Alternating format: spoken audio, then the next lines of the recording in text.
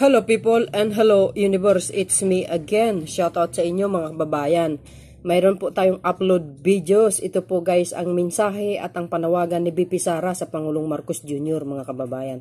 Tungkol po dito sa amnesty at saka peace talk. Sa nakikita ko guys sa kanya, no, ay disagree po siya sa amnesty, no, ng Pangulong Marcos Jr. Alam po natin ang amnestiya ay bihira po mangyari yan sa isang pangulo, ano, na magbibigay ng amnestiya.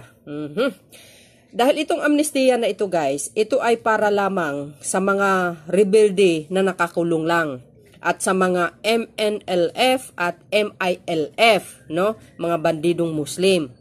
Hindi po ito para sa lahat ng rebelde ha. Ito lang po yung mga nakakulong lang na papatawarin po sila ng gobyerno, no? Para sila po ay magbagong buhay, no? Hindi lang po 'yan. Yung mga rebelde na ito guys ay napakaswerte nila kung talagang bibigyan sila ng amnestiya. Itong mga nakakulong, no, yung mga talagang handa at willing na magbabago, bagong buhay na panghabang buhay kasama ang kanilang pamilya. Yan po ang dapat gawaran, no, ng amnestiya. At yun naman talaga, no. Hindi kasama guys yung mga nasa bundok, hindi po yun. Ito po yung mga nakakulong lang. At agree naman po guys ay yung mga bandidong Muslim, sana nakikita ko sa post agree po sila na bibigyan sila ng amnestiya ng Pangulo. At yan naman guys, pagkalooban sila ng amnestiya, natural, sumunod sila kung ano ang patakaran dyan. At siyempre, hindi na sila babalik sa mga dati nilang gawain, no? Ay bihira lang po yan ang amnesty na igagawad sa mga taong ito. Bihira sa isang pangulo. So hindi lang po pagpapatawad ng gobyerno ang ipagkaloob sa kanila, kundi bibigyan din po sila ng panghanap buhay. Katulad po ng livelihood program. Lahat-lahat, no? Kung yung iba nga na MPA na sumuko na nahuli, binigyan po sila ng mga cash assistance na nakikita ko. In-updates ko po yan. Ito pa kaya yung bibigyan ng amnestiya na handang-handang magbabago panghabang buhay? Siyempre guys, no, bibigyan sila ng panghanap buhay kasama ang kanilang pamilya. At maganda naman po yan. Tuloy-tuloy ang pagbabago. Pero dahil dyan guys, ay disagree po si BP Sara sa amnestiya ng Pangulo. Alam nyo guys desisyon po ng Pangulo, hindi pwedeng diktahan ng kahit sino. Sapagkat ang amnestiya na yan guys, nabanggit niya po yan noong sa kanyang suna, no? So I don't think na ang Pangulo no? Ay hindi niya tutuparin. Tutuparin niya, may isang salita ang Pangulo Ganun pa man guys, disagree si BP Sara. At dito naman guys sa peace talk, no? Although may pag-uusap at may nagkaroon ng pirmahan, pero it doesn't mean ibabalik na kaagad-agad ang peace talk. Doon po kayo nagkakamali. Pagkat yan ay pag-aralan mabuti ng gobyerno. Dahil alam po natin ang mga taong ito, no? Kasi matagal na peace talk yan. Nagkaroon po ng permahan between the pamahalaan at ang mga leader ng mga makakaliwang grupo. Pero it doesn't mean itutuloy, no? Mali po kayo doon. Pag-aralan ng pag-aralan, mabuti ng gobyerno yan. At ganun din po ang Pangulo, higit sa lahat na magdesisyon. Dahil wala pang desisyon ang Pangulo, wag naman kayo kung ano-anong pinagsasabi nyo, no? Wala pang final decision, mga kababayan, tungkol dyan sa peace talk. So, anyway, ano po guys ang sa palagay nyo? Hindi kayo mapalagay, ano? At mag-comment lang kayo guys kung ano sa tingin nyo sa sinabi ni BP Sara.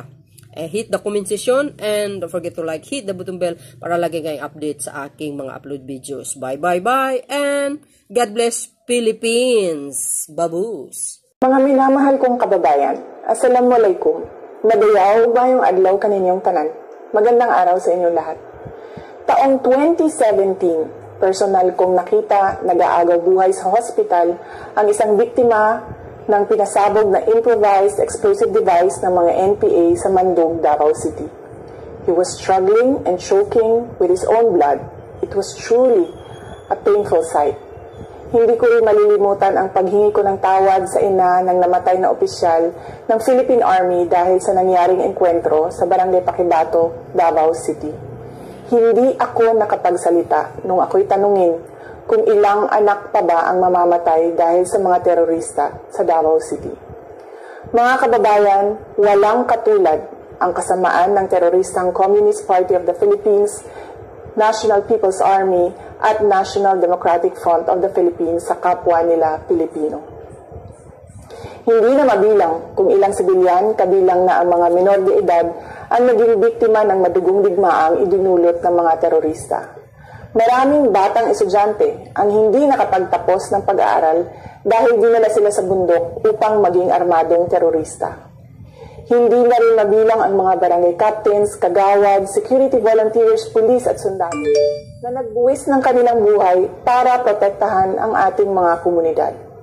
Nananawagan ang kanilang mga pamilya ng hustisya, subalit hindi ito makakamit kung bibigyan natin ang mga teroristang grupo ng amnestiya sa pamamagitan ng Proclamations 403 at 404. Sumusuporta ako sa mga hakbang para itaguyod ang kapayapaan sa bansa because the fight against terrorists is deeply personal to me as it is deeply personal to the families of countless Filipinos whose lives were forever upended because of the madness of terrorists.